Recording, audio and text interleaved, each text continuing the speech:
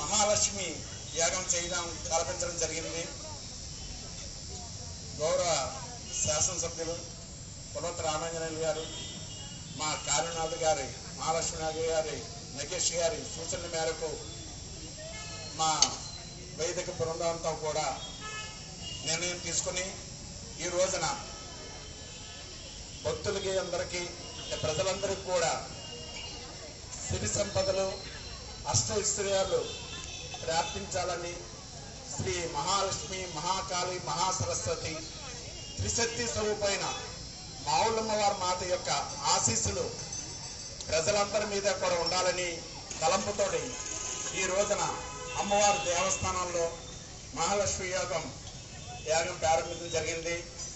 ఉదయం 7 గంటల నుంచి కూడా భక్తులందరూ కూడా కూర్చోబెట్టి, అలాగే ప్రాతకాలం అమ్మవారికి ఆలయంతో కూడా శుద్ధి చేసుకుని ప్రాతకాలార్చన, బాలభోగ నివేదన, అమ్మవారికి మంగళార సేవ తదనంతరం భక్తులందరినీ కూడా సుమారు 300 మంది భక్తులు అందరి చేత కూడా ఉచితంగా అమ్మవారి సన్నిధిలో ఎటువంటి రుసుము లేకుండా ఈ యొక్క యాగద్రవ్యాలు భక్తులు తెచ్చుకున్నారు.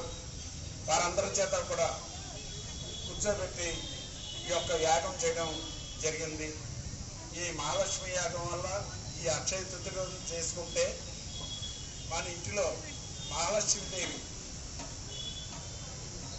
సాక్షాత్కరిస్తారు. అలాగే అందరికి కూడా అష్టైశ్వర్యాలు, సిరి సంపదలు కలుగుతాయి. కాబట్టి ఈ యాగాన్ని మీడియా ద్వారా చూసిన వారికి కూడా అమ్మవారి కృప, అమ్మవారి కటాక్షం కలగని కోరుతూ జై మావుళ్ళమ్మ, జై జై మావుళ్ళమ్మ.